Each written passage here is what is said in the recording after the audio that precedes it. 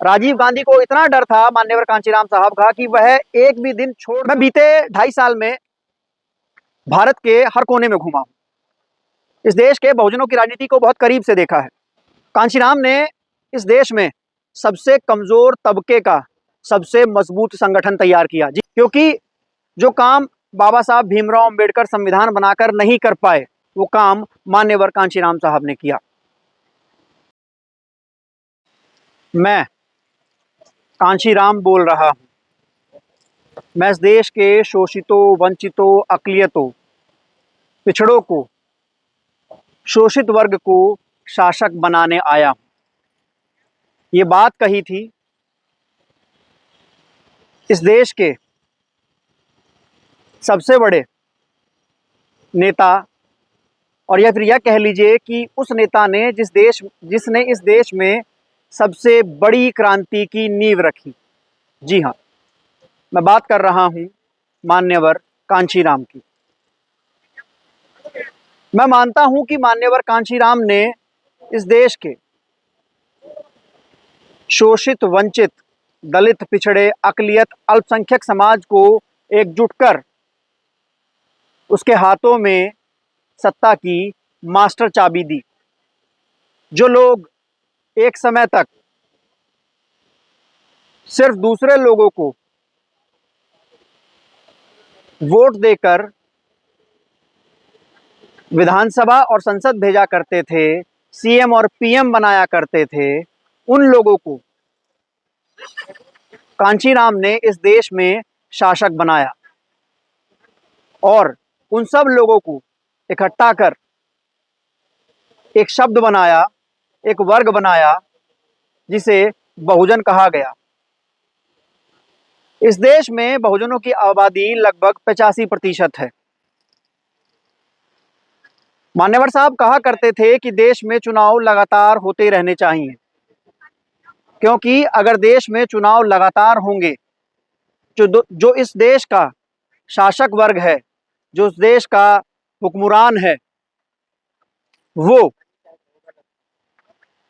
लोगों के लिए काम करेगा, वो तानाशाह नहीं होगा।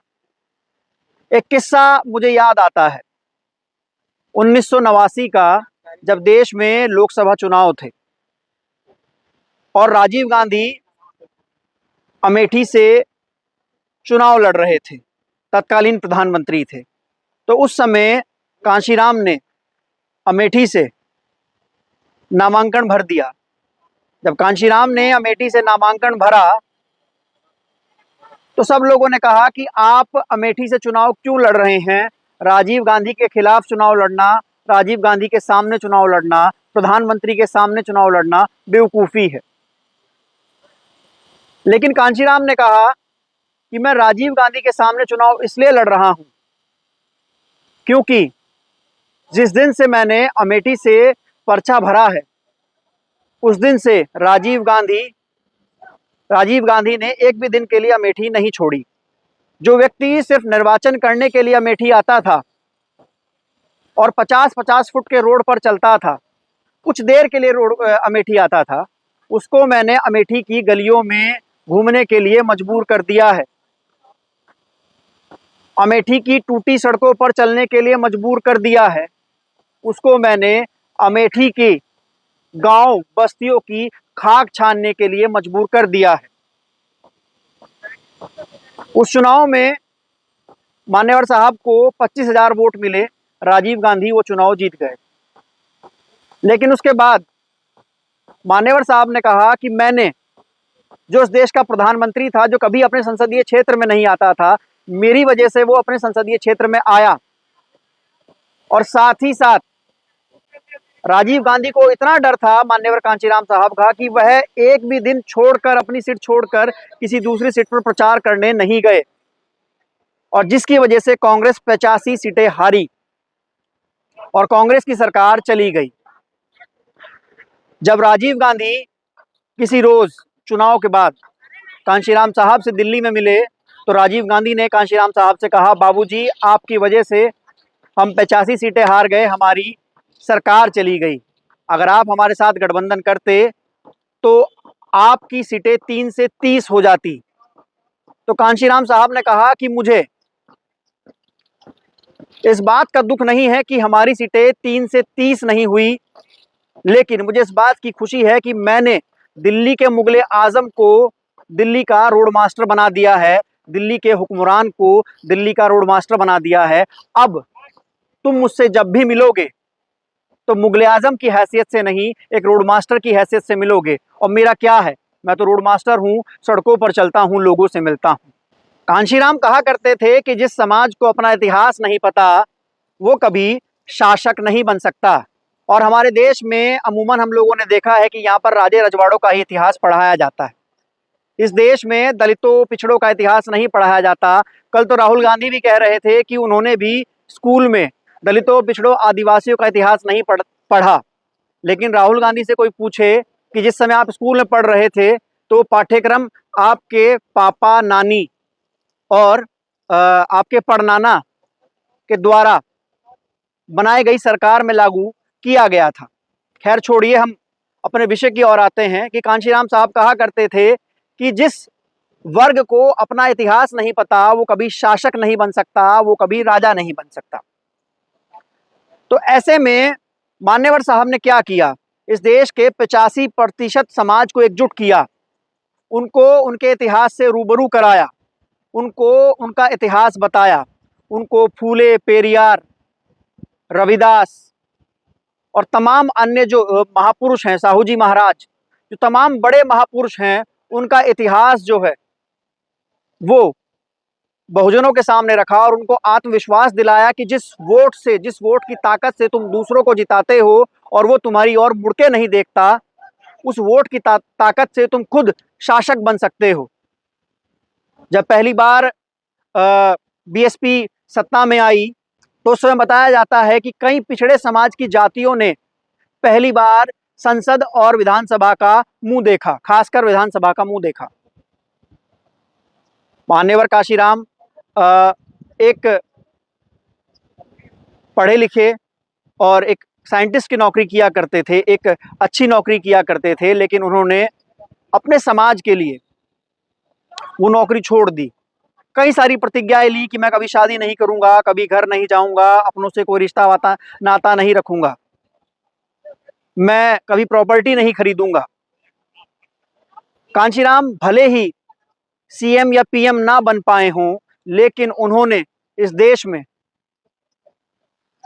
करोड़ों बहुजनों के लिए सीएम पीएम बनने का रास्ता खोला।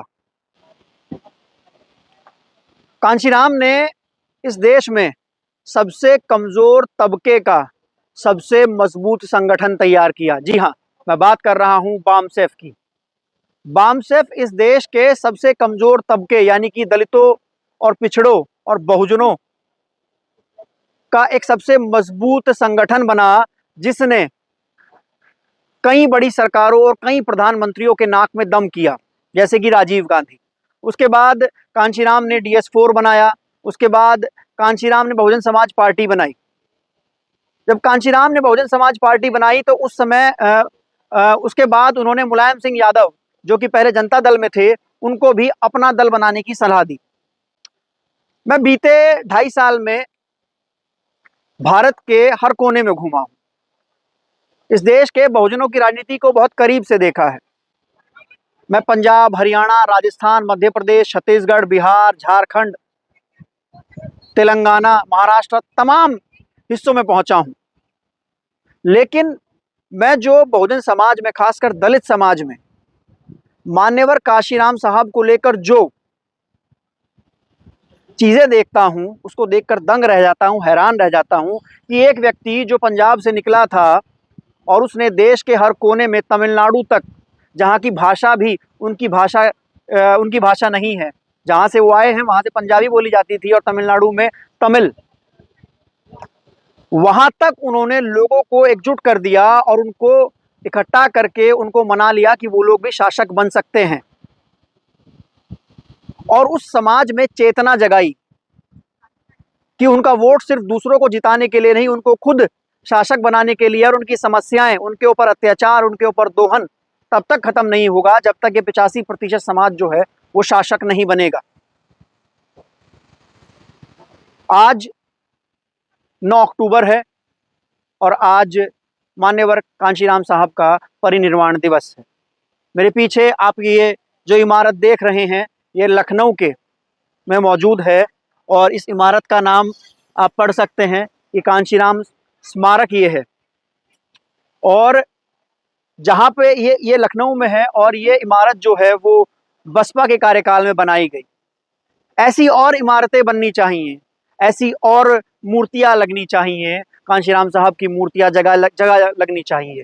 हमें अपने घरों में उनकी किताबें रखनी चाहिए, उनको पढ़ना चाहिए, क्योंकि जो काम बाबा साहब भीमराव अंबेडकर संविधान बनाकर नहीं कर पाए, उन्होंने हक अधिकार तो बनाए लेकिन वो उन तक नहीं पहुंचा पाए जिनके लिए बनाए थे, वो काम मान्यवर कांशीराम साहब ने किया। आज उनके परिनिर्वाण दिवस पर हम उनको श्रद्धांजलि देते हैं और उनके आभारी हैं कि उन्होंने हमको इस लायक बनाया कि आज हम खड़े होकर अपनी बात सबके सामने कह सकते हैं। इस वीडियो को बनाने का जो पर्पज़ है वो यही है कि हम उनको श्रद्धांजलि देना चाहते हैं और आभार प्रकट करना चाहते हैं। लेकिन उनकी लड़ाई अभी ख़त्म नहीं हुई है, उनकी लड़ाई अभी बाकी है। उनकी लड़ाई उस दिन ख़त्म होगी जिस दिन इस देश के सबसे शीर्ष पद, प्रधानमंत्री पद पर बहुजन पहुंचेंगे। इस देश का 85% समाज जो है वो इस देश में राज करेगा। आपको ये प्रस्तुति कैसी लगी हमें लिखकर ज़रूर बताइएगा। इस वीडियो को लाइक कीजिएगा, ज़्यादा से ज़्यादा शेयर कीजिएगा, चैनल को सब्सक्राइब कीजिएगा और ऐसे ही बने रहिएगा हमारे साथ। तब तक के लिए चलते हैं, फिर मिलेंगे दूसरे वीडियो में। धन्यवाद, नमस्कार।